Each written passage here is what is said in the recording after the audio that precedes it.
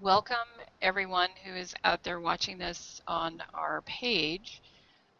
This is the Money for Something 2-hour webinar on crowdfunding for your crowdfunding success for your projects or your nonprofits um, or anything else that you can think of that needs money. Because there are actually crowdfunding platforms for things like when you're ill and you need help from the community. So today, um, we're going to look at pledge sites like Kickstarter and Indiegogo. So I'm going to shift my screen over to my deck, my slideshows. Hold on just a moment.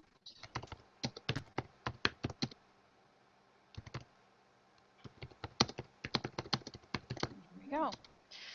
So who I am is Adrienne, and I am an artist, and I have a pretty extensive background in advertising and marketing.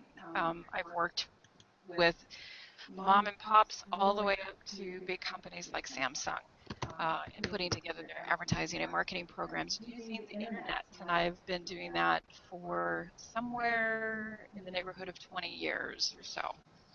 Um, Crowdfunding for a lot of the community that I've worked with, so those are the mom and pops, artists, inventors, technology folk. Crowdfunding has been one of those game changers in the world where it's really leveled the playing field in terms of being able to attract funding to your project. And so, um, somewhere around 4 years ago, we launched a campaign with a client, and it was this amazing project that we put together, transmedia. So it was a fairly complex media offer, and we had a beautiful site. We did everything right as far as we could tell, and then we just failed miserably. And what that prompted us to do is take a look at how crowdfunding actually worked. And so we started interviewing folks who had been successful up to that point, talking to some of the platform owners, and then just continuing to do extensive research around what what creates a successful crowdfunding campaign. And out of all that research, we developed presentations in a class. Who else is with me today? And we'll go deeper into that in a moment. Who else is with us right now on our Google Hangouts is my partner, my love, Mark Vanderpool. And he is offering tech services and side conversation support um, to communicate with us through the YouTube broadcast. You'll need to click on the YouTube version of the broadcast. So in the bottom right corner of the video screen that you're watching, you'll see a YouTube connection. You can double click on that and it will open your YouTube account. And then in the stream, in the bottom of YouTube, you can, underneath the video, you'll be able to type in questions there. If you have any issues, you can reach Mark. You can text him or call him at 541 250 0529. Again, that number is 541 250 0529. And we'll be able to read your questions. He'll get them to me on the Google Hangout, and we will respond that way. And we're expecting a guest a little later in the presentation, so we can work one-on-one with him regarding two of his projects. He's an author, but he's also part of an amazing project called the Young Men's Action Weekend. And I'll let him tell you about that when he joins us later. So who else is in the room? This is our second Google Hangout broadcast, and the first one we did a couple weeks ago, and we learned a lot. We made quite a few mistakes, and who we created it for, however, were people who are in a course that Mark and I are involved in called the Wisdom course, which is part of Landmark Worldwide.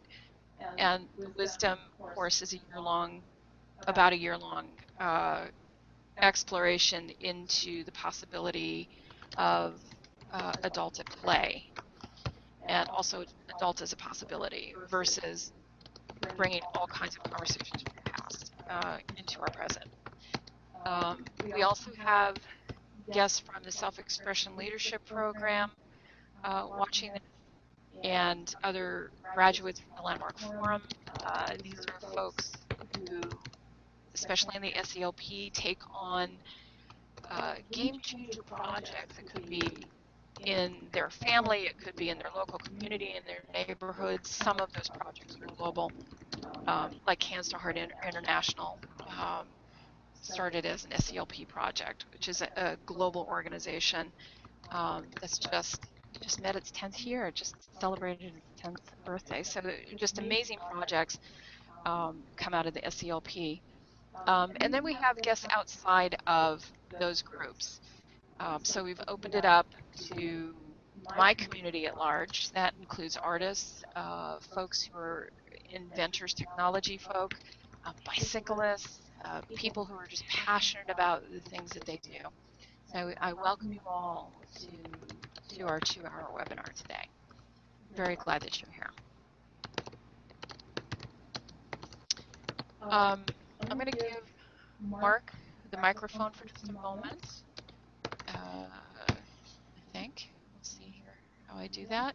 I'm going to take the slideshow down for the moment so you can see him. And okay, there's me. There's Mark. So I'm going to let Mark talk to you a little bit about what we know so far about how to interact with us on Google Hangouts. So Mark, are you there? I am here, and thank you and welcome. So a couple of things. One, there's two ways to actually watch the broadcast. One is through the YouTube channel that Adrienne pointed you at. The other is through the event page that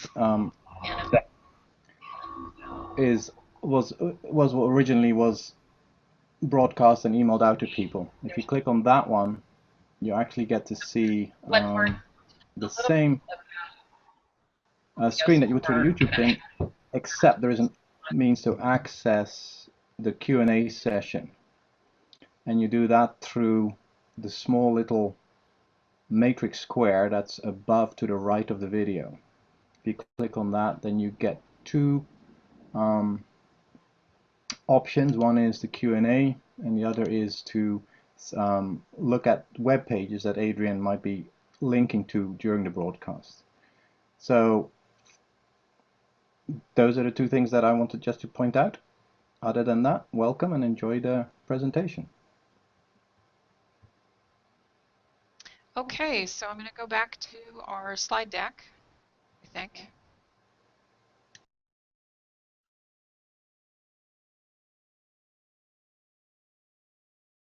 All right. Okay, there we go. So who am I and why am I doing this? I alluded to that a little earlier. I have a long checkered history with creating small businesses, primarily around the arts and creative services. So I started my first business when I was 16 years old, and I represented other artists and would place their works in various locations around the small town where I lived. So our shows were in banks and hotel lobbies, and we just found ourselves in all kinds of places. And I was pretty much hooked on being a small business entrepreneur from that point on. I'm 54 now, and it's pretty much been nonstop entrepreneurialism around the creative industries and the arts. For about 7 years, I ran an organization called the Working Artists Network. And the network was designed as a business incubator and accelerator and a chamber of commerce for artists and folks in the creative industries. And it was there that I started developing workshops around business tactics and just things that you need to know as a self-employed creative person. Um, and that extended, of course, later into nonprofits, small galleries, other kinds of projects, etc. And funding has always been one of those bugaboo pieces that we want to overcome. You know, it's interesting when you're a professional creative how that is the last thing you want to deal with are business items, whether it's raising cash, getting bank loans, paying taxes, doing the legal stuff, but it's all critical and important in today's world. So we put together lots of programs around um, empowering artists and creative folk in taking this on. So when crowdfunding first came on the scene well over 10 years ago, um, it just failed miserably. There wasn't bandwidth on the internet to handle it. The mindset wasn't really there for folks to adopt it on an ongoing basis. And so then it was just several years ago that it relaunched, like the idea relaunched because everything was perfect. Like the environment, the technology environment was perfect. We just come through as a culture and a society some harrowing times as in terms of finances and business and things just toppling and having people having to remake themselves. And so crowdfunding became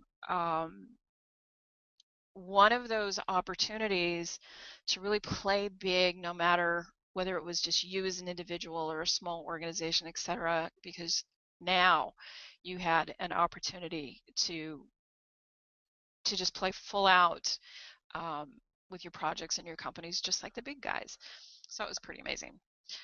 So why I do this is that I have an extreme love for people who are creative and inventive, and I'm recreating myself as an artist and expanding that career, and crowdfunding has become a pretty major component in my planning on how I'm going to sustain myself over time. And we'll talk about how to use crowdfunding to sustain your business and your projects over time a little later in the presentation. I'm going to have Gary introduce himself when he gets here a little later. If you want to type into the YouTube stream who you are, Mark will get that to me, and I'll say, hey. And then we're going to cover just a couple things, two big things that I think are important to understand about crowdfunding and what you bring to that conversation. And then the must-have top 3 things that you absolutely have to have in any crowdfunding campaign. We'll take a look at the Money for Something workbook. Money for Something is the workshop that we offer. It used to be a 2-weekend workshop, then it was an 8-day, and now it's a 6-session, 6-week workshop that kicks off in January. So we're going to take a look at the original workbook, and then we will address your questions and look at some further resources. And somewhere in there, around the Money for Something workbook, we'll have Gary on, and he will be our guinea pig. We'll work with him on his intended crowdfunding campaigns and just see where we can take them in terms of how the workbook works and how that opens up really creating a solid plan for your crowdfunding campaign. So this is just a little visual introduction as to some of the things that I do as a creative. As a visual artist, I tend toward assemblage, mixed media kinds of work, and then also developed an illustrative style, a doodle style, which you can see behind the horse in the mountain and off to the right. And then I also create arts-based workshops. Probably one of the most profound workshops is Empty and Meaningless, the Box Project, and it was piloted out at Coffee Creek Prison with women inmates out there, and I started with three ladies in the very first workshop, and their counseling staff got so much out of it that we extended the pilot, and I ended up being out there for a year and a half and working with around 400 inmates and their families. It was pretty extraordinary. The power of the arts it's amazing what you can do with writing, with visual arts, videography, using art forms other than how we live our day to day, in breaking through any kinds of barriers that might be in front of us. It's just incredible, and traditionally it's been very hard to fund. So as you can imagine, crowdfunding is one of those newfangled things, not so newfangled, but newfangled things that really has made a difference in being able to produce projects like Empty and Meaningless, the Box Project, as well as different art forms. I'll go on to the next slide. Oh, there's one of my artworks. So just take a quick look at crowdfunding from the 20,000-foot view. So crowdfunding is a subsection of a category we called crowdsourcing. Crowdsourcing is something that we naturally do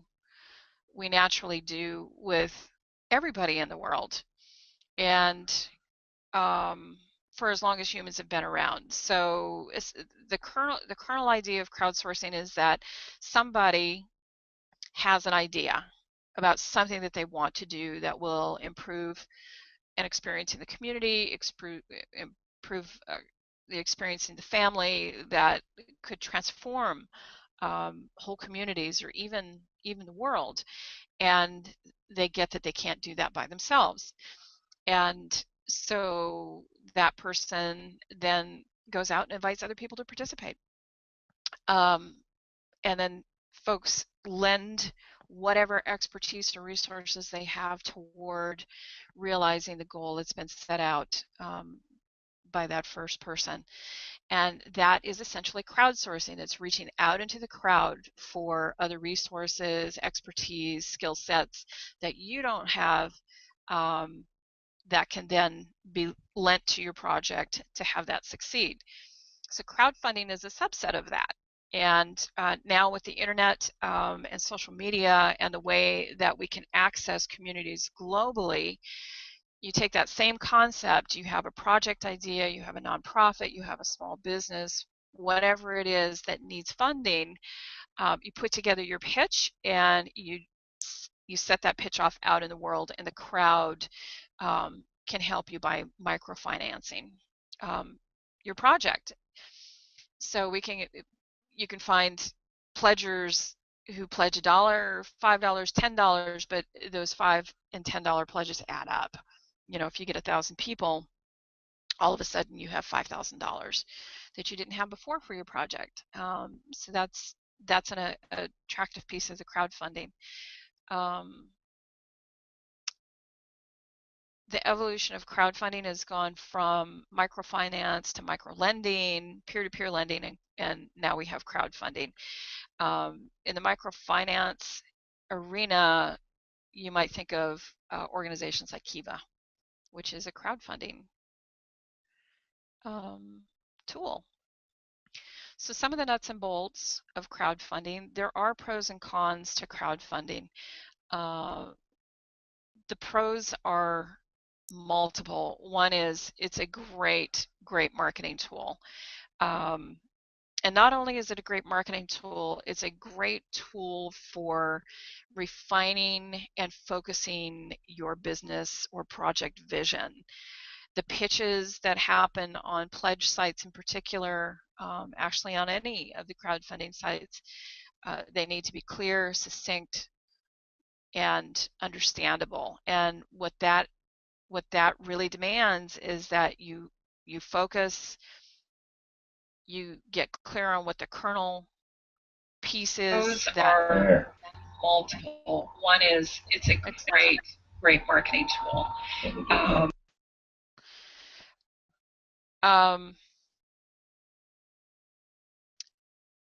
So marketing and business development, great for that. It also provides an amazing forum for feedback on your project, and that is one of those key marketing elements that a lot of small businesses, artists, etc., sort of forget about, which is market testing, essentially. So you find out who's interested in what your project or product is. You discover who is really interested in what you're doing or not interested, and then you can start to research other markets or find other people who are interested in what you have. So crowdfunding really offers a no-cost way, other than time and the investment of your energies, a no-cost way in testing your product, testing your art form, testing your ideas out in the world. And it's an inexpensive way to raise funds from the perspective of it really is about sweat equity. The platforms are free. They don't take their cut until you've reached your goal. And so what that essentially means is that you are you're doing the writing, the copywriting, you're designing your stuff, and all of that you're doing on your own. So that's the perspective of how that's inexpensive. The cons are, well, we used to say that you were limited on the amount of funding you can raise, but there you are and you aren't, in a sense. We've seen some projects, raise in excess of $20 million on crowdfunding at this point. So you're not limited from that perspective. However, the average amount of money that is raised on crowdfunding isn't at that rate. So if you're looking to raise 2,000, 3,000, 5,000, 7,000 for an art project, it's doable. If you're thinking that you're going to go out and raise $1 million for a project, don't plan on it. And we'll talk about that in a bit too. It does expose your project to the public. So if you've got an invention that improves the experience of bicycling, for example, you want to be sure that before you put your pitch online that you have taken all of the necessary precautions to protect your idea. So just be aware that when you do launch, if you're launching a new invention, if it's something that has proprietary value for you, you just want to be careful as to when you launch your campaign. I would never suggest that you not launch it if crowdfunding is a viable avenue for you, but you do want to protect your ideas before you put this out there. Funds may be subject to securities regulation. Now that really is relating to more of the business funding that's happening. Pledge sites, not so much, but you are liable for taxes on it. This is income for you, so you need to plan for that as well. So those are just some of the pros and cons, and I'm sure if you took some time and you thought about it for yourself, you'd find some pros and cons that were specific to you and your project. There are so many platforms available right now, all over the world, not just in the United States. Although the US is still the leader in crowdfunding, Europe is catching up, and China, probably not too long from now, will be right up there in terms of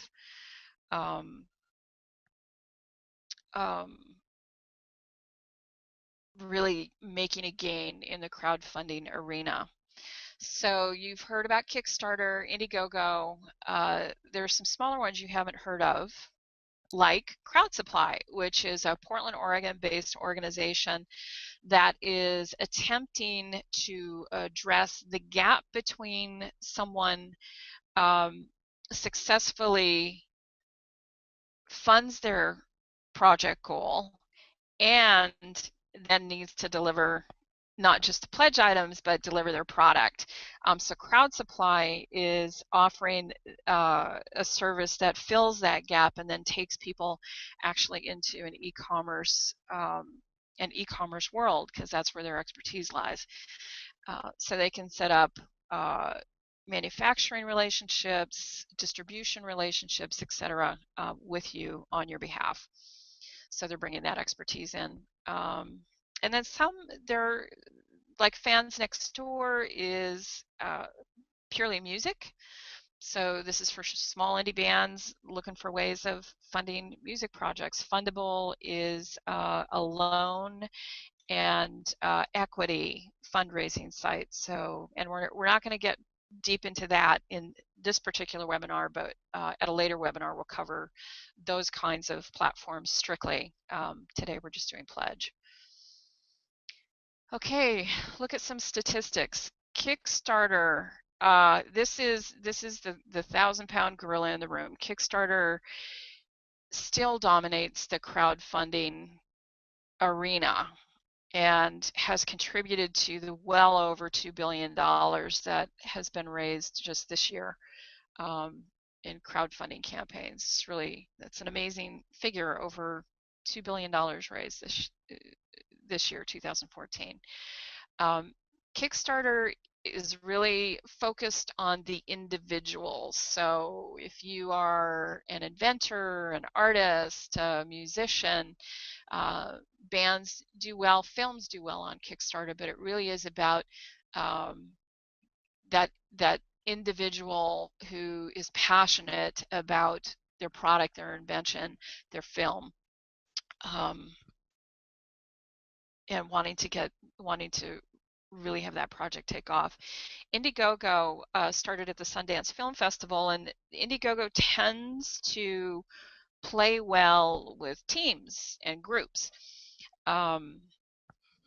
Their model is different from Kickstarter in that Indiegogo has partnered with other organizations like Fractured Atlas, which is the country's largest arts advocacy group, and together Indiegogo with these amazing groups work with individual artists, teams of artists, communities of people to raise funds for their community projects. That's pretty amazing. And then Fundable, I spoke about it a little earlier. It does have rewards-based, pledge-based platform, but it really is embracing the equity-based crowdfunding options, and that's where people invest in your company. So in 2011, it was a $1.5 billion industry. 2013, 5.1. So 2014, it's gone even beyond that. That just astounds me. There were over 1 million crowdfunding campaigns that were successful in 2012. The statistics grow exponentially. So we're in the early stages of the crowdfunding industry, so we're seeing just massive growth in all of these numbers since 2012. 63% of the crowdfunding platforms use PayPal as their payment method. However, Kickstarter, the largest, uses Amazon Payments, which is a little more complex than the PayPal version. And then there's also WePay as another financing platform, and there's many others out there. 536 active crowdfunding websites in 2012. It's probably doubled in that time. And North America still contributes around 60% even in 2014, and Europe at 35%. So there's been a lot of money pledged, a lot of people pledging. This is a revolution in the everyday average person being able to impact what's happening in their lives, in their friends' lives, in their communities in a way that hasn't been available before. So if you look at these numbers and you translate the little people into hundreds of thousands of people per person there, it really is amazing how we have used crowdfunding as a way of starting to shift and change our world.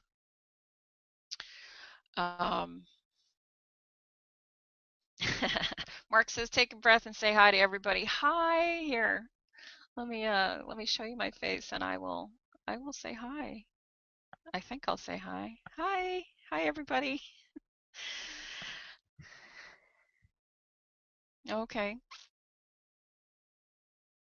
And Gary is on now. I'm going to just take a break in the presentation and I'm going to introduce Gary. So Gary, I'm going to take you off mute. Maybe. Hmm. Mark, can you take him off? Oh, there we go. Hi, Gary. Good morning. So would you just introduce yourself to the people watching and to our YouTube viewers later? Tell them who you are. I invited you on today as a novelist, but I'd also like you to talk a little bit about your organization, YMA. Great. So then we can, so with you as my guinea pig today, we can handle two fronts. One is the individual looking for crowdfunding support, and then a person who is part of an organization for whom crowdfunding could potentially be a huge benefit. So go ahead. Hello. And Gary R. Moore, a science fiction and fantasy author, and Adrienne's former husband. And I live up here in Portland, and got two books that are completed and published through Lulu.com on-demand publishing, and working on two others. And YMOM, that's the Young Men's Adventure Weekend. It's rites of passage work that I volunteer for every summer. And it's actually, there's work done in California. We did a couple of them, but four of them actually here in Oregon. And it actually started up in Vancouver, British Columbia by a man named Brad Leslie about 23 years ago.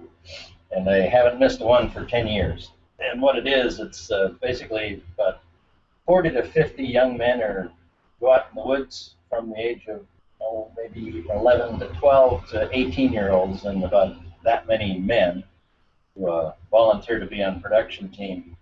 And we take them through basically a program that's rites of passage, and they find out who they are and how they fit in with a group of young men. And it's what it's for is like uncling for a tribe, rather than just having parents and peers. We've got these men that are actually dedicated to guiding young men into adulthood, and for them to discover what it is to be a man and what's available for them. And so it gives them an idea that, who they think they have to be as a man, that's not necessarily so. They can create who they are. It's very empowering. It's powerful, powerful work. I think it's very important. So that's what I do every summer. And it's actually a direct result of my writing, because that's what my writing is about. It's rites of passage and transformation, and that's for everyone. I just happen to be doing it for young men right now on the pointy end of the sword. Awesome. So a little later in the presentation, or after I go through the slide deck, I'm going to go through the workbook, which you're familiar with, and we'll just do exercises out of the workbook with Gary so you can get a sense of how to use that tool. It's a free tool that you download off the Money for Something website. And then, of course, after the presentation, there's going to be other tools that I'm gifting to you to help you start to build your marketing campaign. Because one of the misnomers around crowdfunding is that you put it up and they will come. That doesn't actually work that way. Crowdfunding is, it seems like a simple animal, but it's a complex creature that puts on a simple face. In other words, it's a great opportunity for market testing. It's a great opportunity for getting your marketing messaging focused and clear. And it demands that you think long term now. We're out of that Wild West stage and we've moved into really the considered, thoughtful planning of how do you use this powerful, powerful tool um, to grow your business, to expand your projects and ideas, and to really move things from you and your desk out into the world where it's going to make a difference. We'll talk about that in a little bit. So I'm going to go back to the slide deck. Is there anything else you want to say before I go back to the deck, Gary? Oh, no. Okay, awesome. All right. So we're going to go back to the presentation. I think still don't quite have this figured out.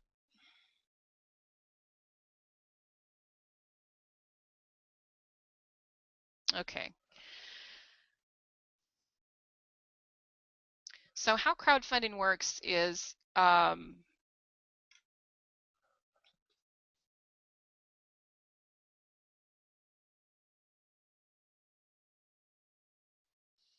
I'm just getting a message from my tech person. Hold on, let me see if I can figure out what I need to do here. Am I? He says I'm doing good. You guys can't hear that. Oh, and this deck in PDF format will also be available to you as a download, so don't worry about scratching out notes about what's on the deck, because you will have this entire PowerPoint deck as a download available to you after the webinar. So crowdfunding, how it works. The first stage of crowdfunding is always, always, always research. And what you're researching are a couple of things. The very first thing that you're looking at is which of the crowdfunding sites is best for me and my project. People tend to knee-jerk to Kickstarter and Indiegogo as their sites of choice. And the reality is there are sites out there that are niche sites that could be much more powerful for you because there's a community that's wrapped around that niche.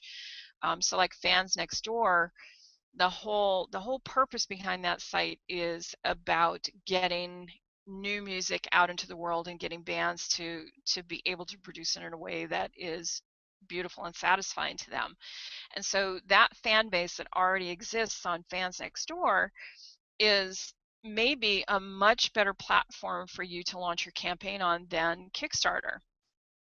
There's also, say if you're a visual artist and you're looking for a sustainable ongoing model where you want to have, the word is escaping me, but you want to have patrons who are supporting you on a regular basis, say like on a month-to-month basis.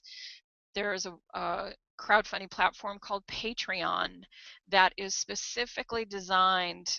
Initially, it was for webcasters, people with broadcast shows on the internet,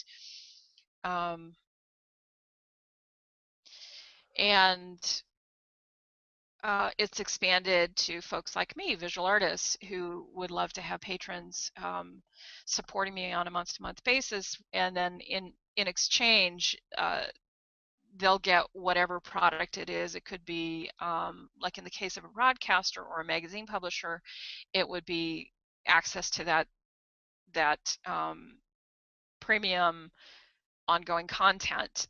In the case of me as a visual artist, I would guarantee a piece of artwork every quarter or every half year or every year, depending on the amount of the pledge and what it is that my patron is looking for. So there's all kinds of different sites, and you want to spend time before you launch. You want to spend time researching all of those different platforms available to you. The other thing that you're going to do, and it's not on this graph, but so write this one down, is you really want to understand where the people who would buy whatever it is that you're offering or who would benefit from what you're offering, where they go to get information about those things, and who are they? And maybe Gary, you and I can work a little on a customer profile so we can give people an experience of a tool that you create that really helps you develop a really powerful marketing campaign that'll reach the market that you're intending to reach. So after you've done some of your basic research, you take a look at your project, and you create budgets, because you want to set a realistic target for your campaign. One of the interesting and I think beautiful aspects of crowdfunding is the level of transparency you must practice when you're launching a campaign. Um, the more transparent you are, the more your passion is right there laid out on the line, the more successful your campaign is likely to be. And part of transparency is just letting people know what it's going to cost for you to do the project that you set out to do. Now, part of your target goal isn't just the cost of the project. So in Gary's case, it would be manufacturing and distributing novels as a novelist. It's not just those hard costs related to that, but it's also the cost of the pledge items that you're putting up in your campaign. So those things that you offer at the different dollar levels, the different donation levels. Um, and it's easier to reach a realistic target than a bloated target. Um, and a lot of it is the perception around transparency, and a lot of it really is about you just being real regarding what it's going to take for you to achieve your goals. The third thing is creating a campaign video. Now, there are projects that do not have a video that succeeded. The percentage of those projects is 1% or less. Most of the campaigns that have succeeded, like the vast majority, have a campaign video. Now, you don't need to go to great lengths and hire a professional videographer to do your videos. It does help in some of the projects for sure. Like if you're doing a film project, your video needs to reflect the level of professionalism that's going to show up and storytelling that's going to show up in that film. But if you're a guy who is a master lock picker, and there is one of these on Kickstarter, um, all he did was he sat on a stool and talked about what he invented, the lock picking tools that he invented, and it was absolutely captivating. Um, so the video doesn't need to be expensive to produce. It doesn't need to be super high quality from a production standpoint, but it does need to tell your story clearly and succinctly and passionately. So those are the key elements, is the clear, succinct, passionate aspects of your video. Offering rewards. So when I'm talking about pledge items, those are rewards. And if you think of OPB or PPS, when they're out there doing their fundraising, they always have those little packages of things. It could be a movie or it could be a T-shirt or whatever it is, at the different pledge levels. Well, the idea is the same on pledge sites like Kickstarter and Indiegogo. You want the rewards, however, to not just be whatever you can gather to put on your site to give away. It's best to have your rewards be part of the story that you're telling. So again, in Gary's case, and we'll explore some of this, but things that are top of mind is he designs his own book covers, and they're absolutely gorgeous. Well, having those be huge 11 by 17 or larger posters, glossy posters, as a pledge item at a certain level would be appealing to many people. Or even something as quirky as having his book cover be the back of a card deck of a 52 52 card deck of cards, poker deck. Those are different ways that you can have fun stuff as your rewards, but it's clearly related to the campaign. So rewards, very, very important. The fifth item along the pathway is to connect with your friends and family first. Absolutely, without a doubt, your community that's there with you is the community that is going to be the first line of support for you. These folks they love you and they want to see you succeed. And if you're practicing transparency like you are in your campaign video and campaigning and what you're doing around your project, and you're just asking without inhibition, these are the people who are going to be your first line of really getting your campaign off to a perfect start. And we have ideas and suggestions around how to do that, how to cultivate that group of people to really empower the launch of your campaign. And then finally, what they have here is post regular campaign updates. You do want to keep your supporters engaged and maintain momentum, and you want to do it from a storytelling perspective. And we'll touch on that when Gary and I are mocking his campaign. So on the pledge sites, there's always a place where you can post, and you want to post there because even years after a campaign has completed, people go back and they read the comments, they read your posts, etc., and you could find future investors through something that you posted and how you posted and the way that you posted. It really tells a lot about you as a project owner and how you will engage with folks in future, literally in the future. I've gone to past campaigns, read those materials, gone to their projects, see where they're at, and ended up supporting them outside of the crowdfunding platform just because what they were doing was magnificent. So everything that you do in relation to your campaign needs to move the story forward of what you're up to, why you're up to it, what this means to you and to the communities that what you're doing will impact. And that includes readers. Okay, two big things. You need a project or a business that inspires you. So if you're not inspired, it will be difficult to inspire others around what you're up to. In our last call, we had Tom Rooney, who is the executive director of the Aperture Project, be our guinea pig. He was our Gary in the last call, and it took him years to launch the Aperture Project, but it was something that was always there for him. It was an unrealized passion for years and years and years.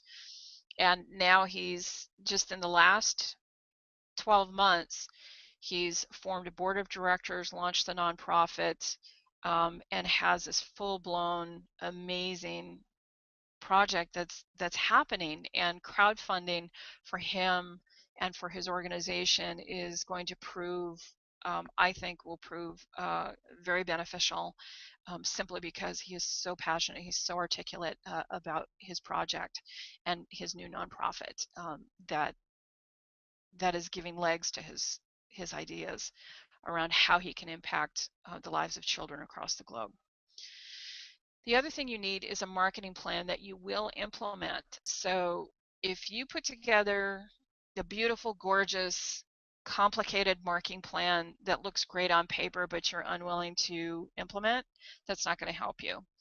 So we want to talk today a little bit about what a marketing plan could look like in this case for Gary, and you need to apply what you hear in a conversation with Gary, apply that to your situation, your project, your nonprofit, your company, and see what is really going to call you forward in terms of marketing. And we'll explore that a little later. But these are two things that you absolutely must have before you consider going into a crowdfunding situation. Why? Because a crowdfunding campaign is intense, it is tedious, it is work, and it demands your full attention and commitment. So love what you're pitching. 3 must-have elements. To succeed, your campaign must have 3 things. If you have the expectation that you could just put together a pitch online, launch it, and it'll be successful. Most often, that's not going to happen. We've been working with crowdfunding campaigns for 4 years now, somewhere in that arena, and you really want to give yourself time to do a really good job with your campaign. We recommend 4 to 6 months. Some people take 12 months, a whole year before they launch their campaign. I've seen people do it in 2 and 3 months, but really give yourself 4 to 6 months so it's not. So first, you're doing the pre-production work that you need to do to the nth degree, so it's ready to go. And so you can really think through, how does this fit in the bigger picture? Because crowdfunding is a piece of a bigger picture. It's not the whole picture itself. Typically, people who are running campaigns are people who want to have an ongoing experience inside of the domain that they're practicing. If they're a musician, they want an ongoing career. They want to release several albums. They would love to play in the best venues across the world. So that's a big picture that this is a piece of. In Gary's case, he's a novelist. He can't help himself. He has to write these novels. And what will help Gary continue to write the novels and do it in a way that is going to be deeply satisfying is for him to sell the books. So he has a reader community that is supporting him in doing what he wants to do. So you want to consider, where does this campaign sit in the bigger picture of what I'm up to, and how can I make it be the best possible campaign from the perspective not just of raising the funds, but of meeting many goals that are inherent in a campaign, whether you're aware of them or not, but you'll be aware of them today. The second must-have element is a compelling story. Again, it's about your passion, and your passion will translate into people's inspiration. So when you are being authentic, you are grounded in what just inspires you about what you're up to. That will communicate to people, even through your video, believe it or not. And the third element is having a strong core base of supporters and a growing fan base. And there really is no free ride in crowdfunding. You're the shepherd of your own crowd. So the crowd is out there. And if you've had in the past, like, this relationship with advertising and marketing like it's an evil and rotten thing, I'm going to ask you to transform that relationship, because it really is, when done authentically, done transparently, it is the best shepherd's tools out there. It's your favorite dog and your favorite staff that you need to bring the herd to you. So advertising and marketing really becomes those amazing tools that draw people to you, because the kind of marketing that we're looking at is not going to be push marketing. We really are talking about relationship marketing when it comes to crowdfunding, and you can create relationships with people halfway around the world without ever having met them, simply by being authentic and staying true to the passion that drives you in your project.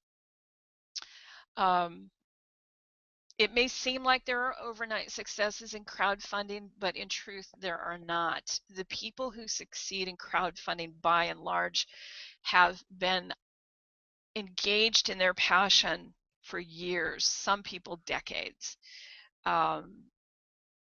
There's a couple campaigns that are really cute that were quote unquote overnight successes, but by and large, 99.9% of the campaigns that succeed because, or as an aspect, not because, but as an aspect of a person's passion, which almost always can last a lifetime, or it comes from a lifetime of being passionate about something. And the last sentence of that slide is really important. The more marketing and relationship building you do before the campaign goes live, the better your odds for succeeding. And we'll talk about what that means when we're in the conversation with Gary. This pretty much sums up visually everything that you need to address when you're building your campaign. Storytelling, again, a huge component of how you create success with crowdfunding. Your social network, and that starts at home. Your social network is all of those people and relationships out in the world that you're creating, all those people that love you. The reward system, people love to get something for their money. So let's give them stuff that's meaningful to you and to them. And then engaging them through those incentives and your video, and also your posts and many of the other marketing tools that we'll talk about. So this really sums up visually what it takes to create a successful campaign. Okay, we're going to go over a couple case studies. I'm going to read some notes here quick, so talk amongst yourselves for just a moment. Well, some of them have more than, some folks have guests in the room with them, so. Okay, so I'm going to have to learn how to use the Q&A tool, but we'll get to that in a moment. Okay, so this handsome gentleman is Nikola Tesla, and until this campaign launched on Indiegogo, Kickstarter was the undisputed champion of $1 million or more campaigns. And it was thought amongst many of us who were passionate about crowdfunding that Indiegogo, which was a more community-oriented platform, would never be able to reach those kinds of campaign heights. And this particular project first blew that idea completely out of the water. This campaign raised millions of dollars for a nonprofit project that is so obscure, seems so obscure, and addresses the passion of a small community, but it's become like a global phenomenon. This particular campaign. So Nikola Tesla,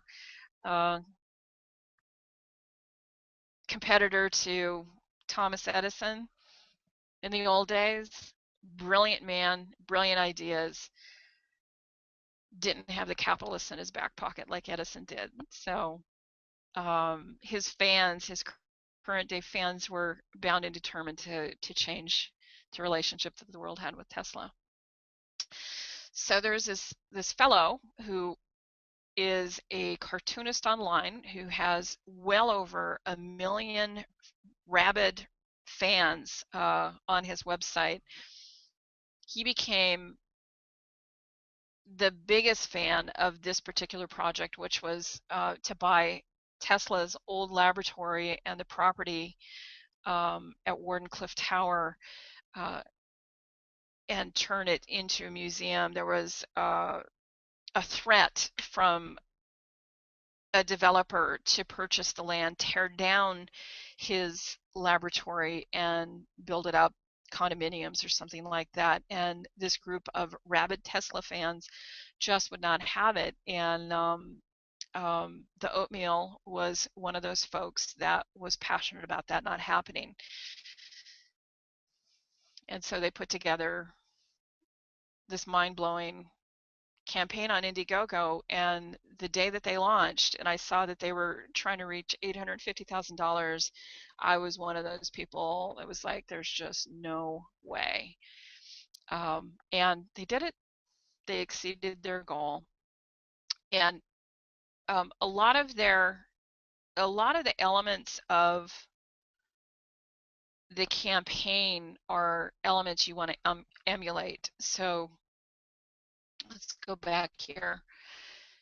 The Oatmeal had published several things about Nikola Tesla on his in his cartoons online. And so the illustrations that he used in this campaign, that he lent to this campaign, were the same. So the fan base that was his fan base were already familiar with the look and feel, and the type of humor and the way that the Oatmeal wrote, which is the voice of the campaign.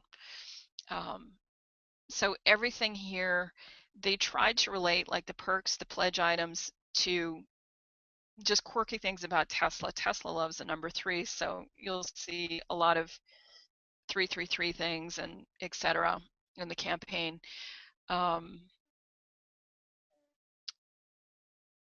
And many of the pledge items, almost all of them, relate to Tesla, whether it's the t-shirt, a miniature Tesla coil, geek booklet, etc.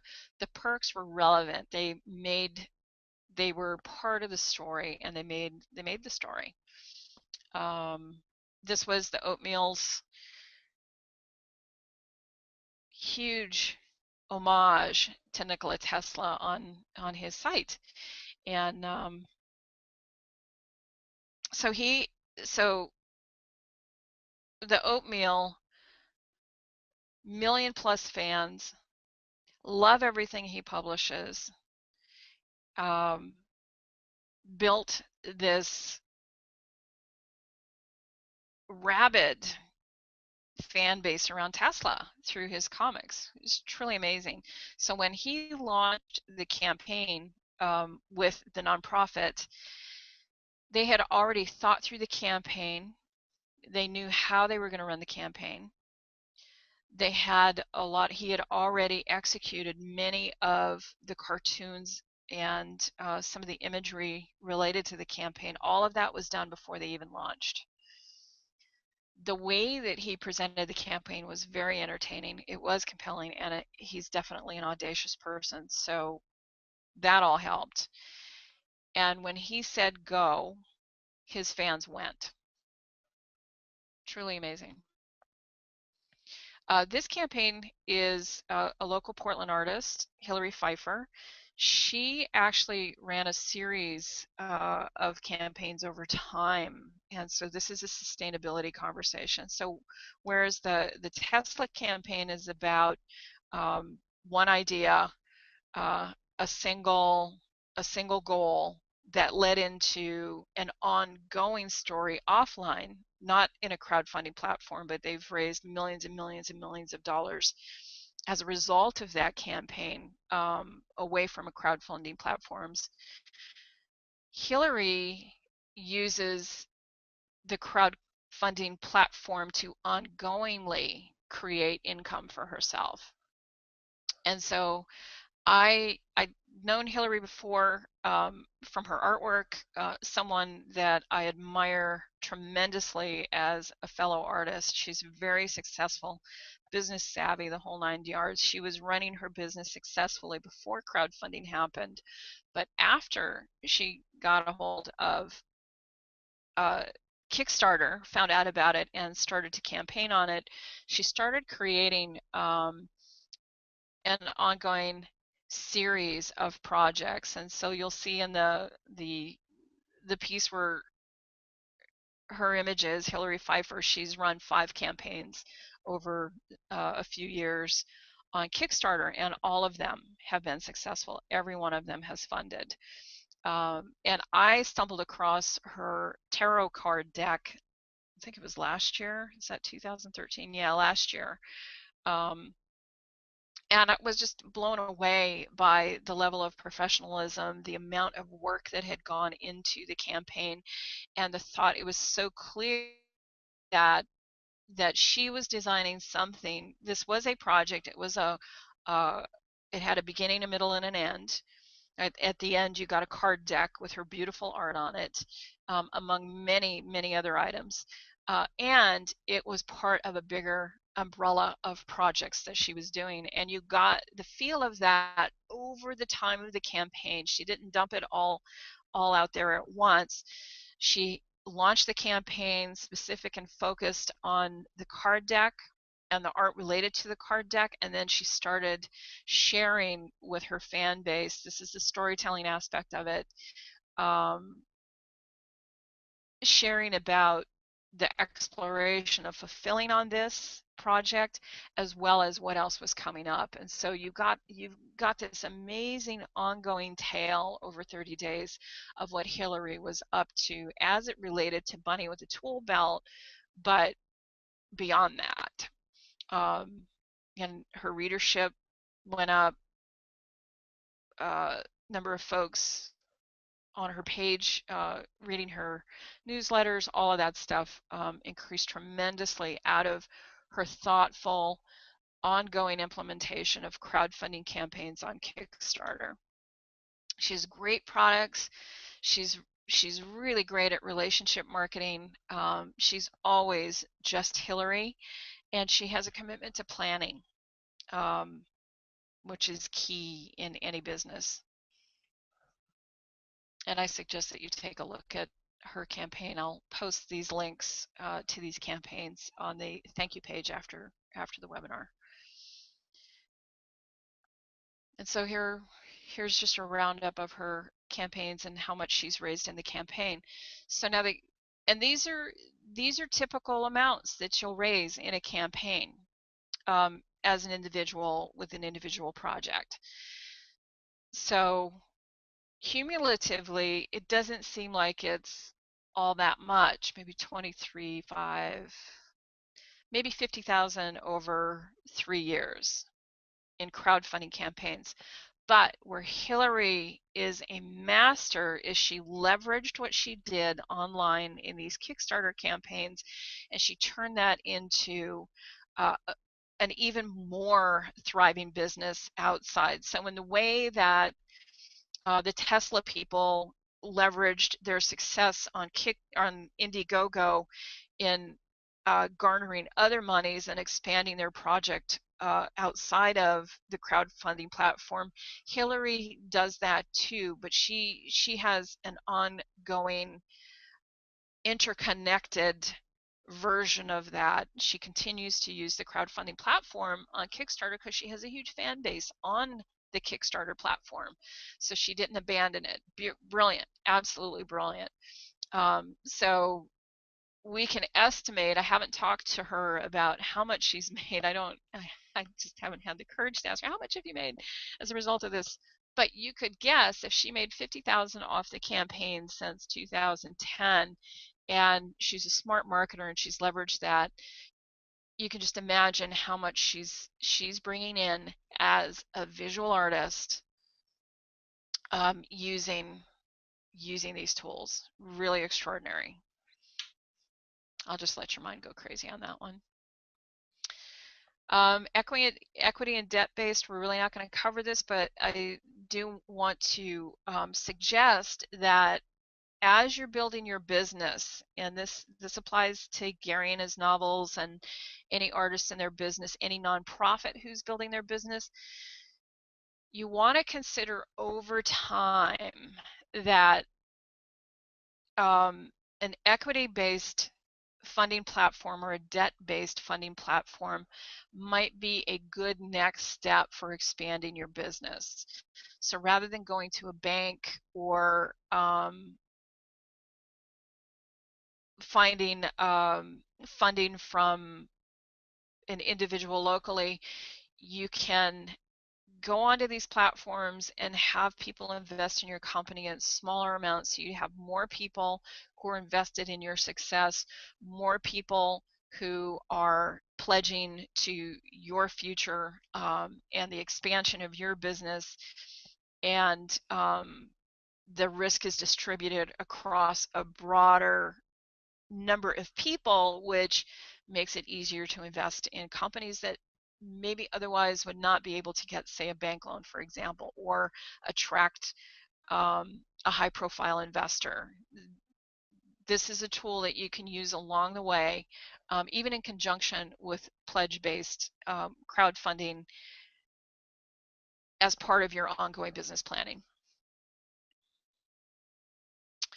We're not going to talk about the Jobs Act today. And here are the credits. So we're at the end of our presentation. This is a workbook that we're going to go through with Gary now. And this is the next presentation, October 25th. We haven't actually scheduled the next 2-hour webinar, but I imagine it's going to be within the next 4 weeks. And we'll pick the topic sometime later. And we'll let everybody know. Make sure you're on the mailing list. If you're not, let's get you on the mailing list so you're aware of upcoming webinars. In January, on January 3rd, we're going to have our 6-week e-workshop. So it will also be delivered online. So wherever you are in the world, you'll be able to participate in this workshop. 5 sessions over 6 weeks. It's an intense preparation for you to put together your campaign. So over that time, really what's going to happen out of that workshop is you're going to walk out of there with a complete structure. You'll need to flesh out some things, do some copywriting, perhaps pull together some images, but you will have your campaign completely mapped out. You'll know what it is you're going to say, how are you going to say it, what platform you're going to use. You'll have researched bloggers that are appropriate for your field that you're going to be campaigning around. You'll have the whole tamale. The whole structure will be there for you. So then all there will be left to do is for you and your teams to create all of the remaining assets that you weren't able to create over those 5 sessions and pick a date when you're going to launch, and then launch. So that's a pretty amazing opportunity. The course itself costs $525, and you can make 3 payments, 3 equal payments, leading up to January 3rd, if that helps you. I think that's it for this piece of it. So January 3rd is when that kicks off, 2015. Thank you. Okay, Gary, let me see if I can get you unmuted. Hi, everybody. I'll bring Gary up on the screen.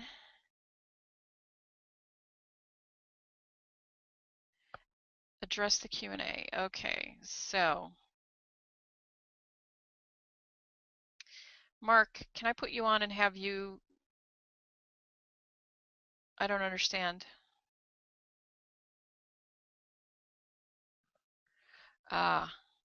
So what you're not hearing out there is Mark across the room telling me how to handle stuff. Okay, here we go.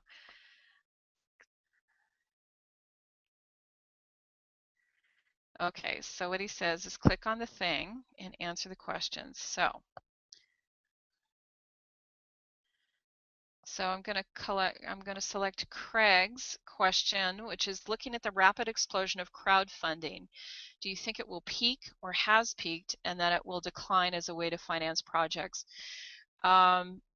My opinion is that we are at the very beginning of the explosion of crowdfunding, that we're only just beginning to understand how to harness these platforms. So I think we're in for a magnificent wild ride for the next 5 years as the different platforms launch all over the world, and we discover new ways of using crowdfunding to finance projects. In terms of equity and debt financing in the United States, we can only now handle those things, and because the Jobs Act has just been fully implemented. So in terms of debt and equity financing, we're only just starting to do that kind of crowdfunding financing. So pledge financing, Kickstarter, Indiegogo, that is starting to, I'd say it's almost in its teenage years, but it's certainly not mature yet. And equity and debt financing is at an infant stage. I think it's going to be 3-4 years before we figure out all of the ins and outs of that kind of crowdfunding the implications of that, and then how to best leverage all of these over time. I think that we're just at the very beginning of this whole thing. Let's see. This one's for you, Gary. Rebecca says, WIMA is an awesome program. I can see the value of your work, especially the rite of passage impact. Awesome.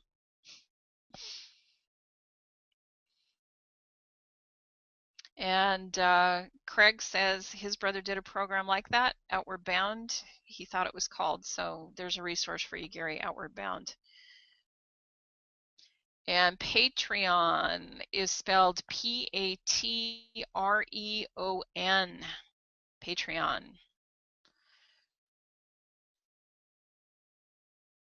All right, so I'm saying hi to Bob McGurry, Rebecca Brewis, and Craig Addy, and I think we have a couple more viewers, but I don't know where they are. Okay, so Gary, your turn. See if I can unmute you. Mark, can you unmute Gary, please?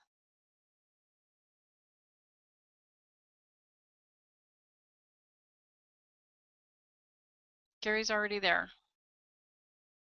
I just need him unmuted.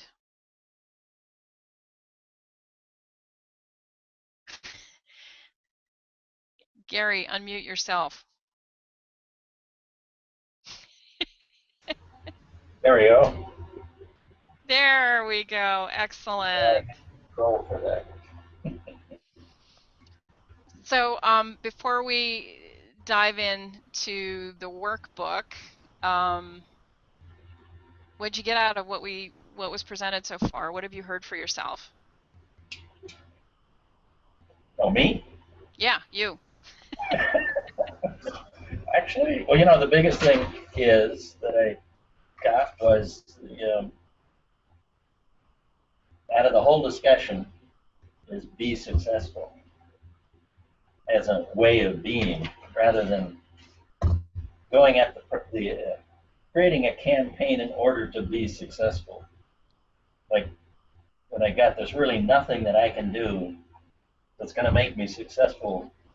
What's required is me being successful right now, and that is where I'll be inspired to have a campaign that works. Okay, we're having a little technical difficulty on this side. Hold on just one moment. Yeah, the look on your face was a little distracting. I'll tell you, we're just getting, this is more, hi everybody. Okay. Oh, that's it?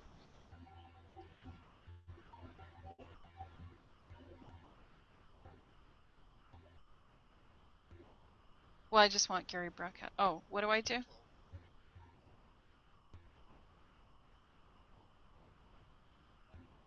Oh, okay, got it.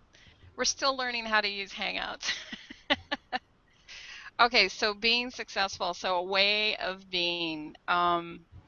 What does that mean to you then? What do you see, like standing and being successful?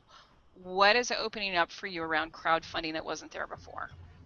Well, I saw crowdfunding as a way to increase my fan base, you know, and make me popular out there with people, rather than actually what it's for is, you know, provide money for a campaign that inspires me.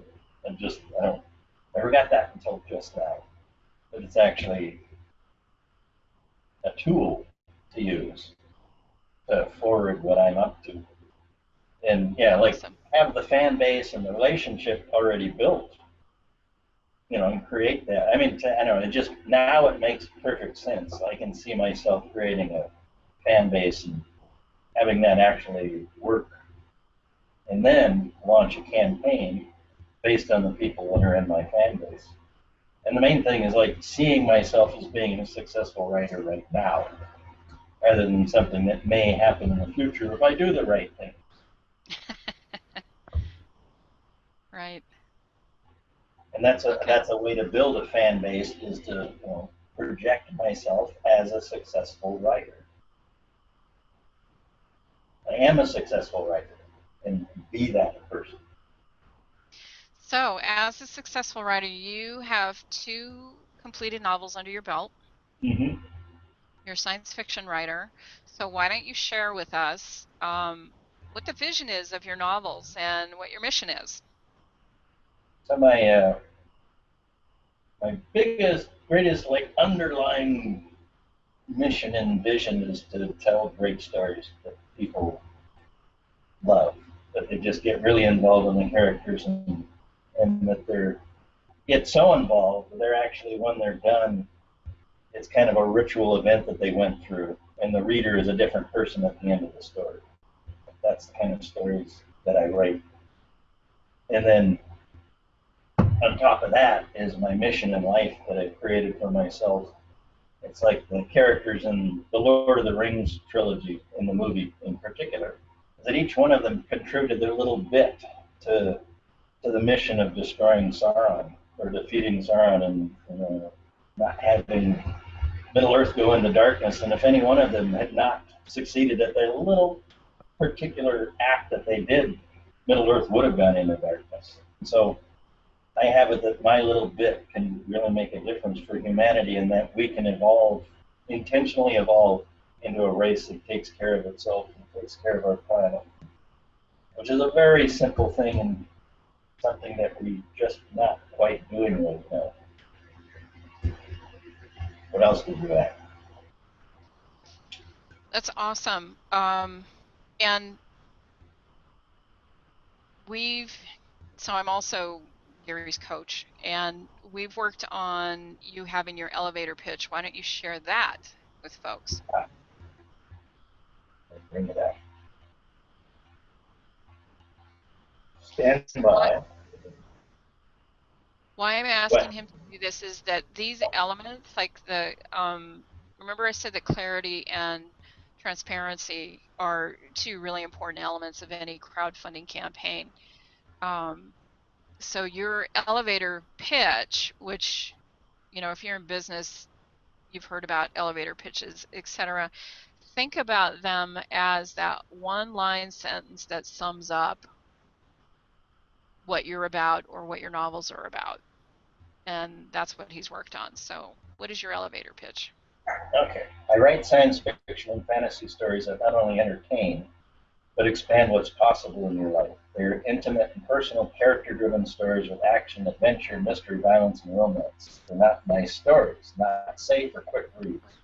They may demand your emotional involvement, stir you up, sometimes make you uncomfortable. These are stories of personal evolution and transformation, where at the end, the surviving main character experiences a new world from the one in which they started. You explore with the characters new territory, inquiring into deeper, more complex questions where you may expand what is possible in your life. Reading one of my stories can become a ritual journey where you may not be the same person as when you started. Awesome. So you folks out there,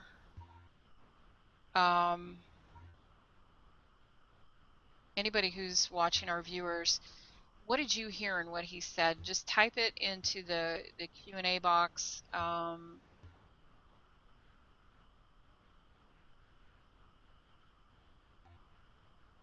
Because I'd be interested in what you heard.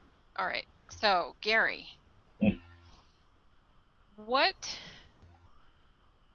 do you think you want to run a campaign for? Like, what is your project, your concept? Well, now I'm looking at, it's to be financially workable as a writer. Okay, so what does that look like to you? Are you looking for a patron who is supporting you over time? Are you to sell books at a certain level? What are you looking at? Actually, that's actually not accurate. Not sure how to. So here it is. What I was thinking is hiring a staff, like a full-time staff. So I have a professional marketer, I have a clerical person, and an editor to take care of all where I'm spending 2/3 of my time. Have them, do that work, and then I do the writing and run the company. Got it. So of the platforms that you know about, which do you think you would be working on? Indiegogo, I think. Okay, and what is it about Indiegogo that you think applies to this? I don't know. It seems more personable, more for individuals rather than an object or or a piece of music or a particular invention. Got it. That's great. That's great. And I talked about Patreon earlier. Is that something that you would that you'll investigate? Yeah, Does it sound interesting? yeah. Oh, and then the Okay. other thing. Go ahead. No, you go ahead. Oh, I was saying another idea that arose for me is Athena BlissQuest and her publishing company called BlissQuest. And what she would provide as a successful publishing company is exactly what I'm looking for. That if she was successful at her uh, campaign, then I'd have exactly what I was looking for, and have an editor, and a marketing person, and all Got it. Okay. All right. So ideally, whether it's Athena and her publishing company, or you were able to assemble a team that you would pay, that. Oh, that's and to be clear on that, is that she would be the team. I'd team up with her, and suspect her campaign's not going to succeed this time around. okay. And hopefully she runs it again. There, She will. I'm sure she will. yeah.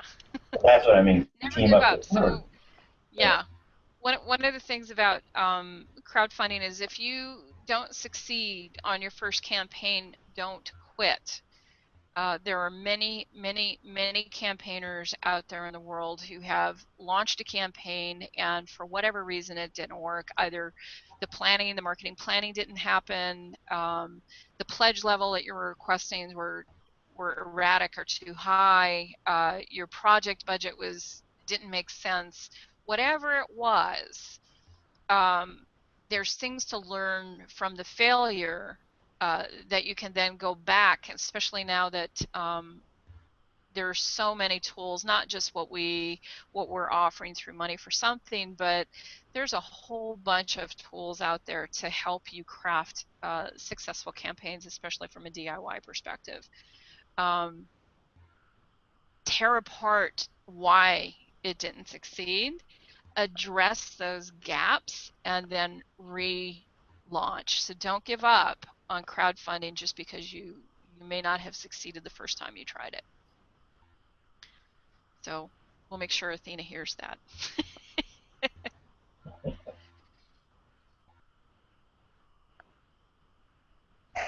Okay, so Craig answered my question. What he said, Gary, is that he heard a bridge to what is available for him in what he is creating and an invitation to support you in making that possible. I think I paraphrased that correctly. Specifically, what he wrote was, I heard a bridge to what is available for me. Pronoun. Okay, let me just read what he wrote. I Okay, heard yeah, a no, bridge. that's not good. I heard a bridge to what is available for me and what he is creating, and an invitation to support him in making that possible. Yeah, cool. So there you go. Craig is a new fan.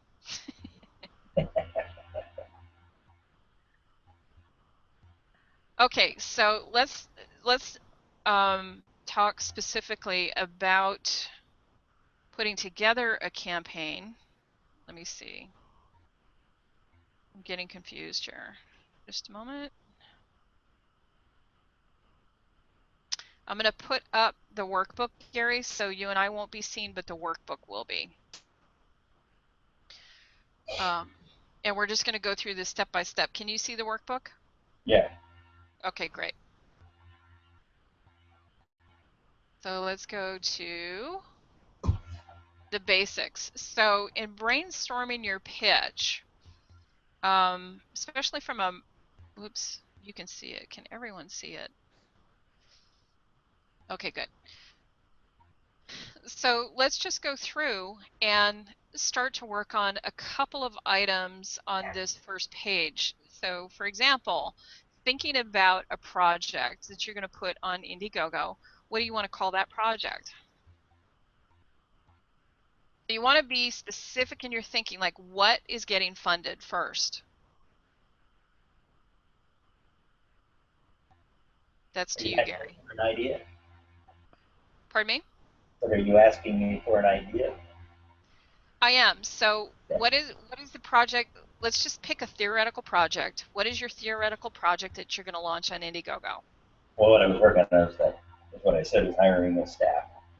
So yeah, the project title, working title, free at last, free at last.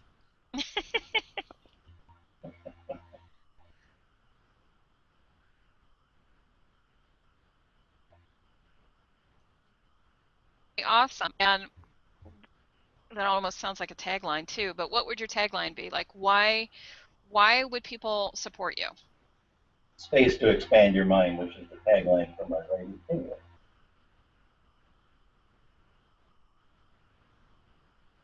That's their mind, and what do you get out of it?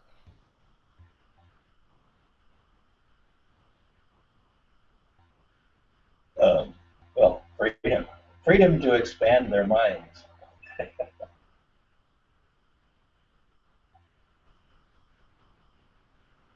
Yeah, my freedom to create that space.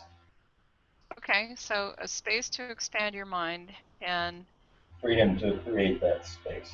the freedom to create a space. The categories is novels.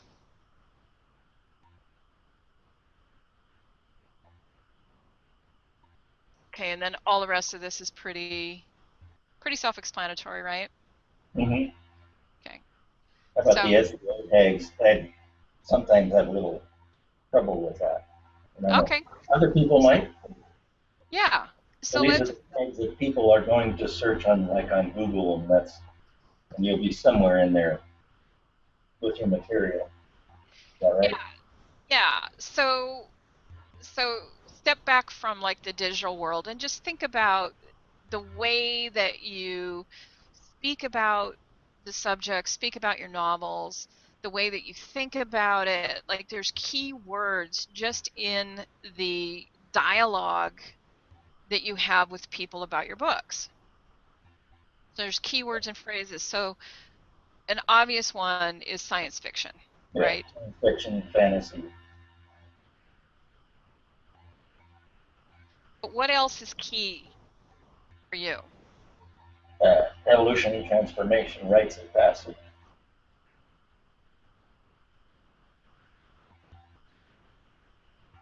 Is it RITES of passage? Yeah, RITES. What else? Characters? What's that? Characters? What kind of characters? Intimate characters. Okay, that might bring up That would bring up porn sites, yeah. So now stop here for just a moment. When you get stuck on your own stuff, think about others that you'd like to emulate. So in this case, let's talk about oh my God, his name is escaping me, the author of The Lord of the Rings. Yeah, J.R.R. Tolkien.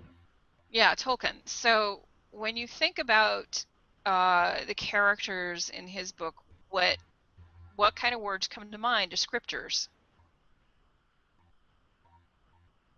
Ordinary heroes. Anything else?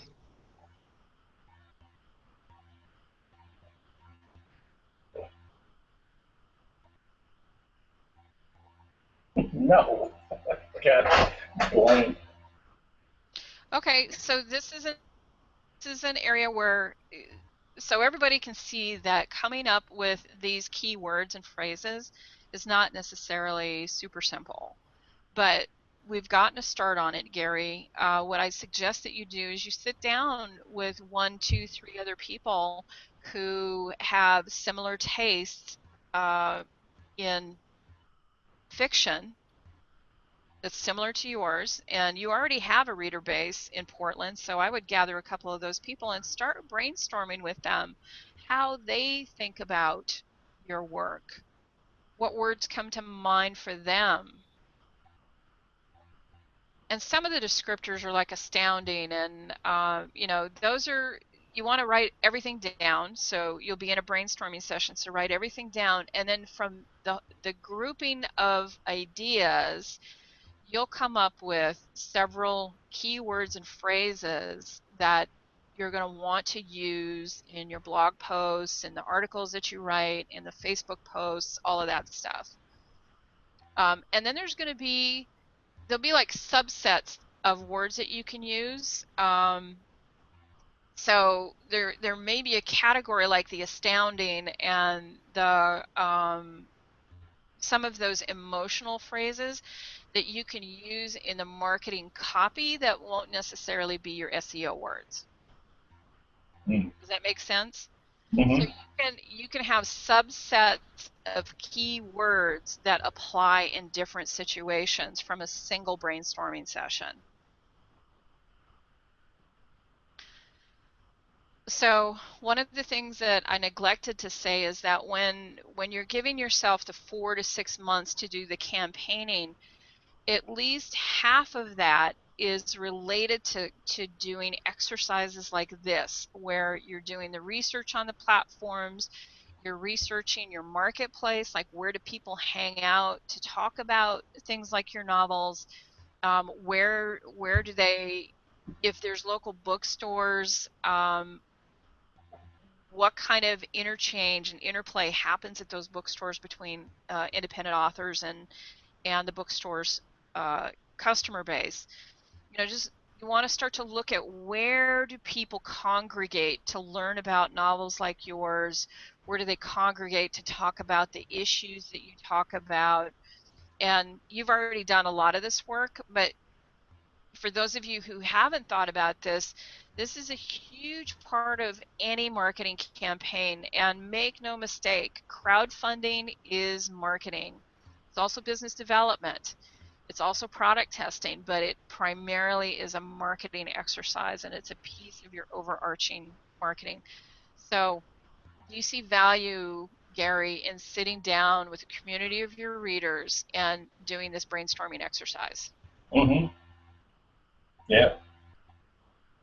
And how soon can you put that into place? Well. Because here's the other critical thing for people who are watching. It's great to have ideas, but unless it's in your calendar and being executed, the campaigns won't take off, and you won't be building the team that you want to build, because this is an opportunity, Gary, for Mm-hmm. you to begin building that core team around this crowdfunding campaign. So any of these things that you do in the research and planning phase, which is the first half of any campaign, or sometimes even more than half, really is about you building up that team. It's building up your ability to speak about your campaign.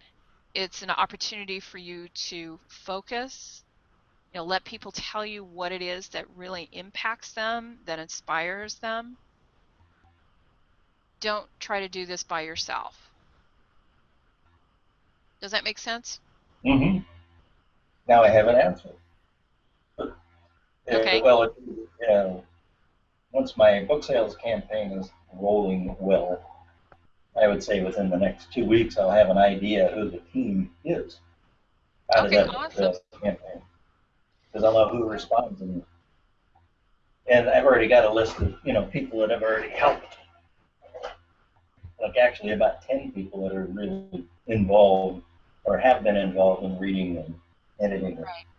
Okay. talking on their books. So I'd say within a couple of weeks I'll have that team, and then the brainstorming for the SEO tags is usually one of the many tasks to perform for that team. Okay. And so do you have a couple dates in mind as to when you can do that brainstorming session? I'd say within 3 weeks. Okay. So then, to be realistic, having been a contractor, I'll say a month. Okay. Awesome. So that would be So now you can start to November, see. end of November. Okay. Now you can start to see why you want to give yourself the luxury of time, one of those three critical elements. The first one being give yourself plenty of time to put these campaigns together. So you already know a couple of people who are on your team, Gary. Who are they? Name names. Brian Yachman Oh, Mayan. is on my team, definitely. And YOCHMAN? yeah, that's it. Very good. Okay, great. And who else is on your team? Tony Alvarez and Rob.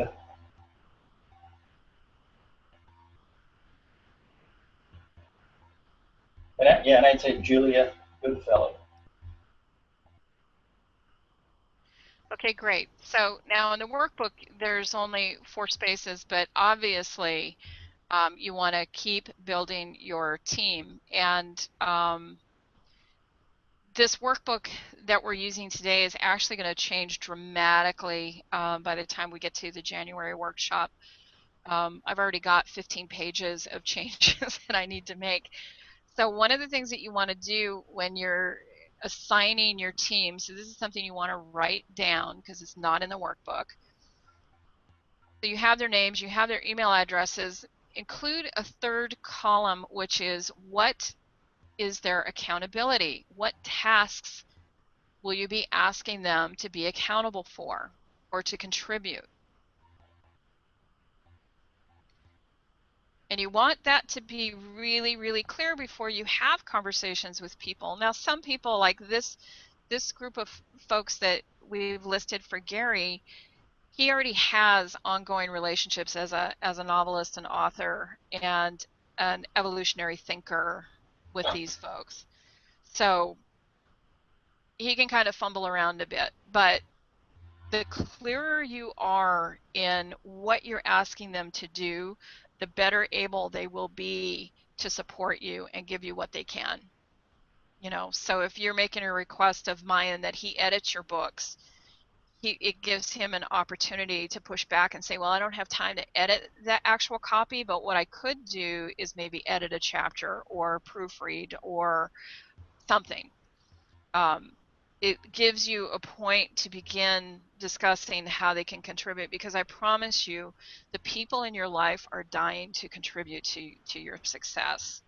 And the only thing that has been in the way, and this is my opinion, and it sounds like I'm saying it's the truth, but in my experience, the only thing I've seen get in people's way, including me, is my own opinion about myself and whether or not I'm worthy enough to be contributed to. And so by clearly defining what it is you're going to request and allowing that request to stand and allowing them to respond to you will take care of all of those fears. All right, so we're going to move on to the pitch. We've got about 17 minutes left, so we're gonna fly through some of this, Gary, but it's going to give you a beginning place where to use this workbook. And for everyone else out there, the workbook is a starting place. It's not the final destination. So you're going to want to get your notebooks out or have your laptop up and ready to go so you can brainstorm yourself and do a lot of this work away from the workbook.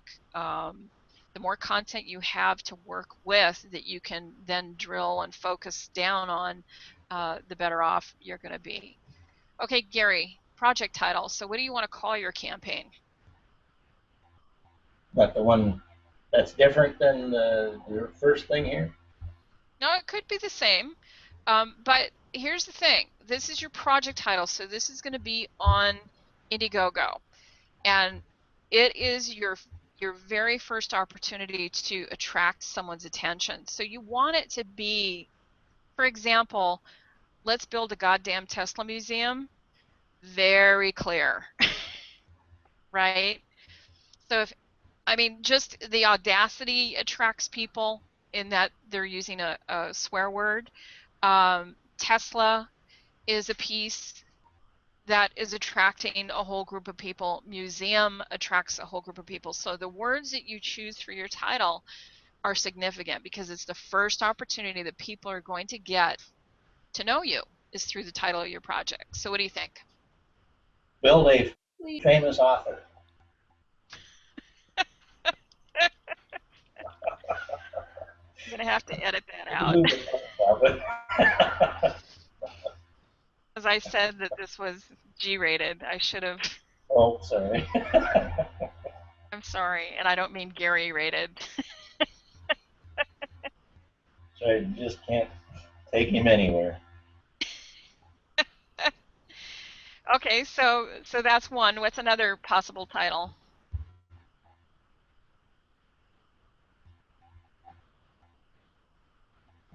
And you guys out there, if you've got an idea, I've got the Q&A window up. Go ahead and share some ideas with Gary. It's time to brainstorm.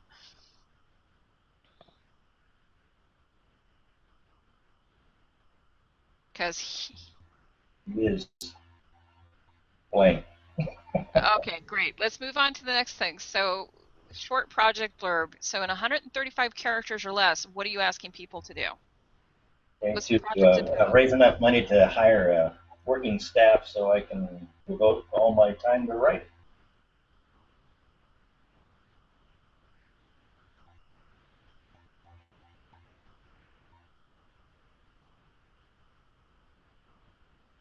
Why should they care? Because my novels are going to make a difference in this world. How do they know that? Oh, because they're going to read them. Okay, but before they read them, because they're not reading them yet, right? Yeah, how do they know that? How will they know that? You have some tools. I mean, you have some ammunition. Well, the elevator pitch.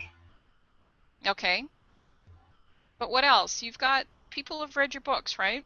Mm-hmm. Do they have something to say about them? Mm-hmm. Well, I love Karen's, my sister's. I've never read a book that, what she said. It's a powerful, moving, and funny. Yeah, your emotions take a roller coaster ride. I've never read a book that could, what was it? Oh, could draw out each, what is it? Yeah. Oh, such strong emotions as this book did. An amazing read. Great. So you can leverage other people's opinions, right? So Mm-hmm. again, this will be an opportunity to sit down with these folks and brainstorm around even your project blurb.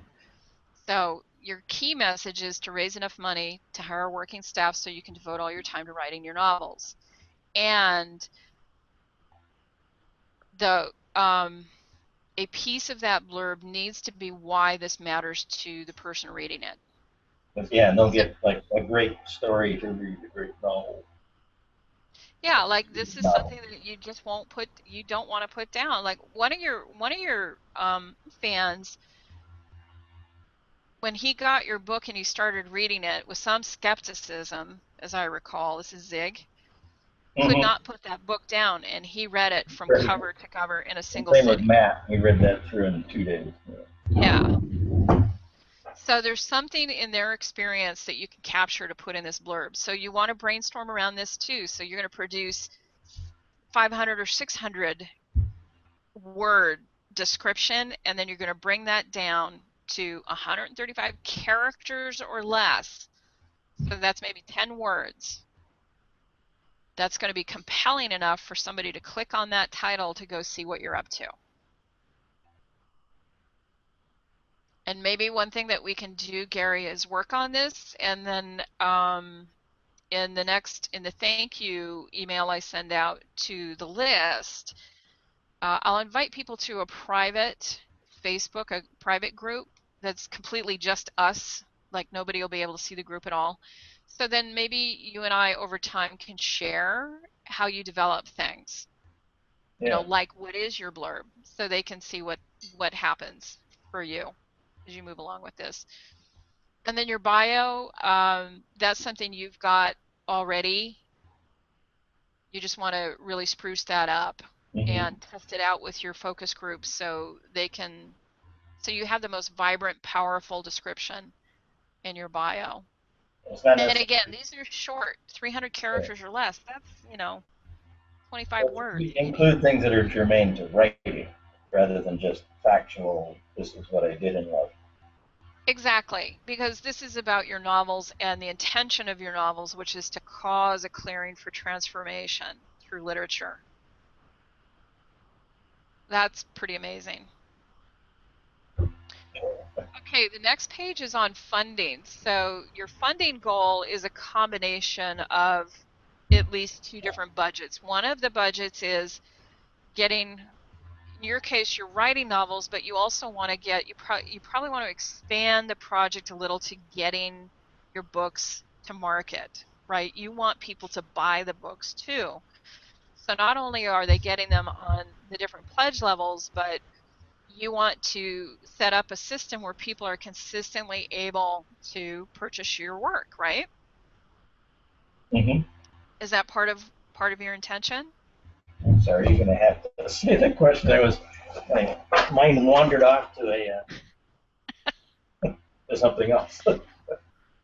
Well, what I said was that not only are you going to want to hire a staff, but you also, like, another aspect of your project is to actually get your books out to market. Right. Okay. Right. Right? So you kind of have a you potentially could have a dual purpose. A is to have your editorial staff work with you to make sure everything's beautiful and it works well and it's out there and it's getting promoted. And B is to actually develop the marketplace and have consistent income from the sales of your books, because that's going to sustain you as well, right? Right. Okay, so those two items each have a project budget attached to them. So you're going to want to compile the budget of your editorial team, or whoever else is in your team. What does that budget look like for this project? The project being, you finish your third novel, like you have the time and space to complete your third novel and then get all of these out to the marketplace. So those are two different budgets that are part of your funding goal. And then there's the third piece of your funding goal, which is the cost of producing and fulfilling the pledge items. So if you've got t-shirts, because I know you have a whole bunch of t-shirts designs that you can sell, the pledge level, you may have posters, you've got ebook versions of your books, like all of those different things have some cost associated to it. And so your funding goal needs to include those costs too. And then there's the hidden costs that a lot of people don't think about, which are the costs of the attorneys that you need to talk to, the tax accountants, any of those like business issues that you need consultants for, you're going to need a budget for that.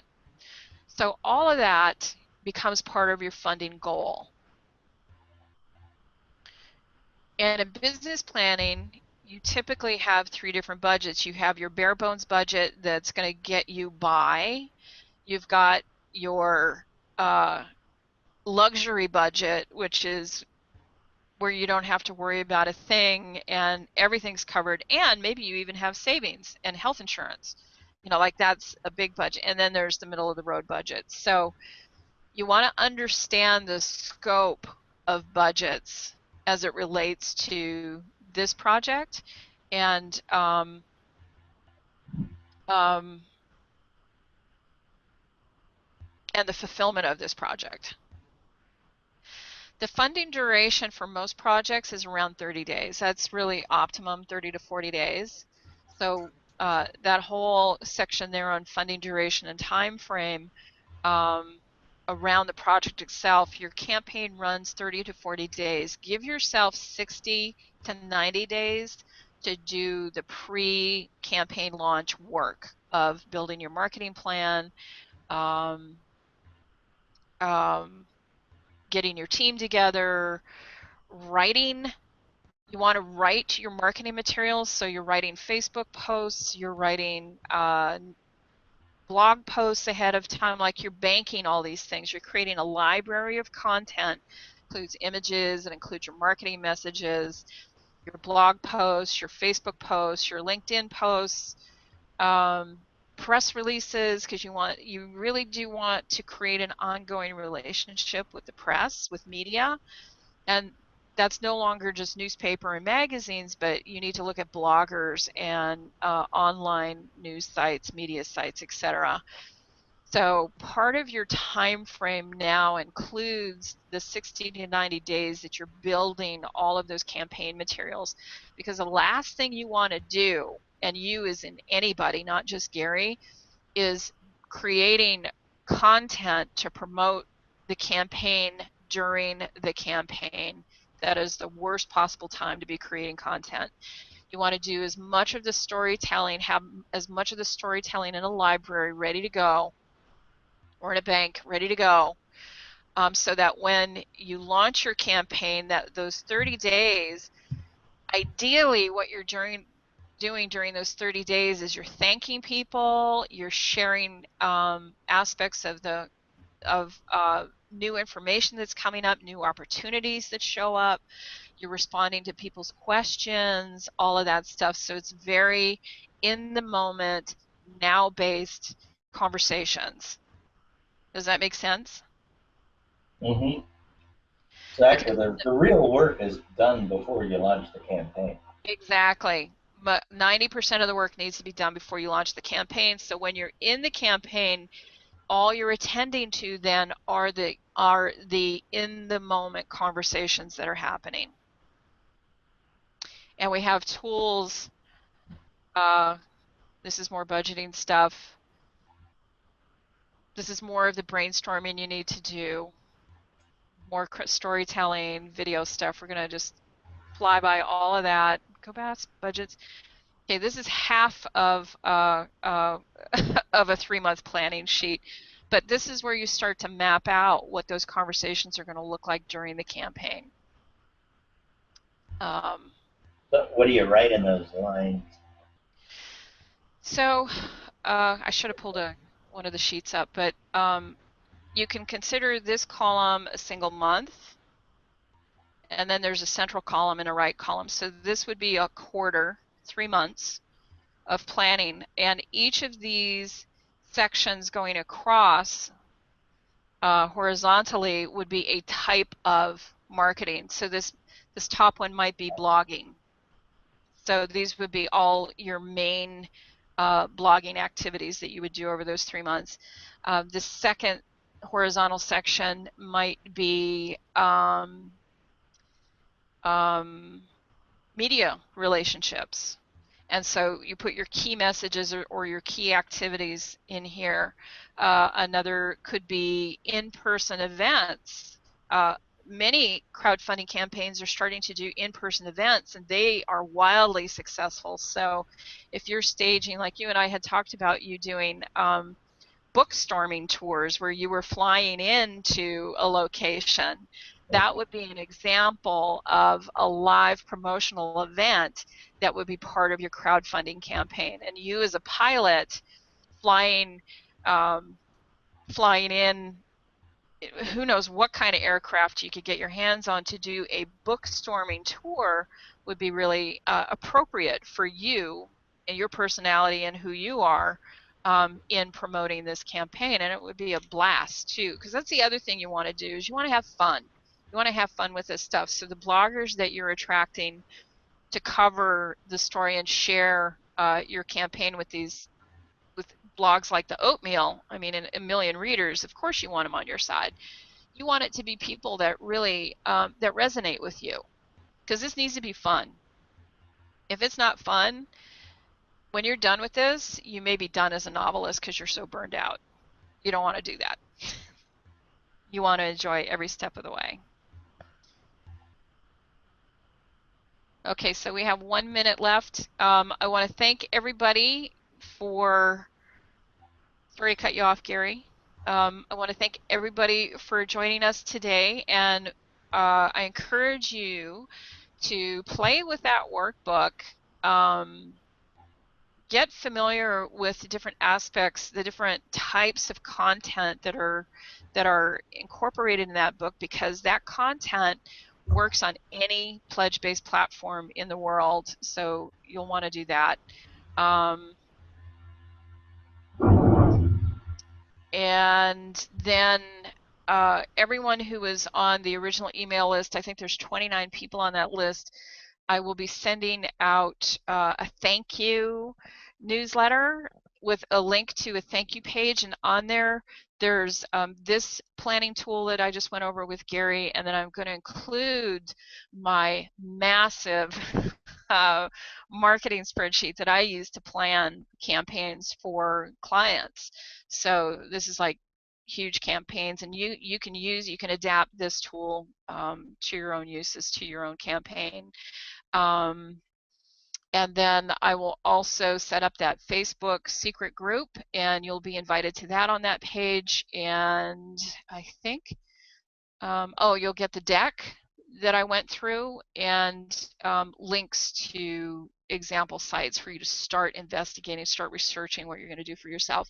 There's also, if you got value out of this, whether you're here with us now or you're watching this later, these are free to attend, and I do request that if you get value out of it, that you pledge some level of financial support for us in doing these, because we intend to do these ongoingly and eventually turn this into some kind of a crowdfunding broadcast.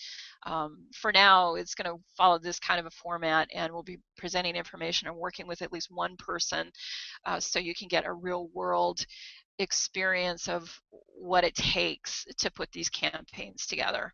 And that's it. We're a minute over. Thank you all for being with us, and we will catch you next time within the next 4 weeks, and we'll let you know when that is on that thank you page as well.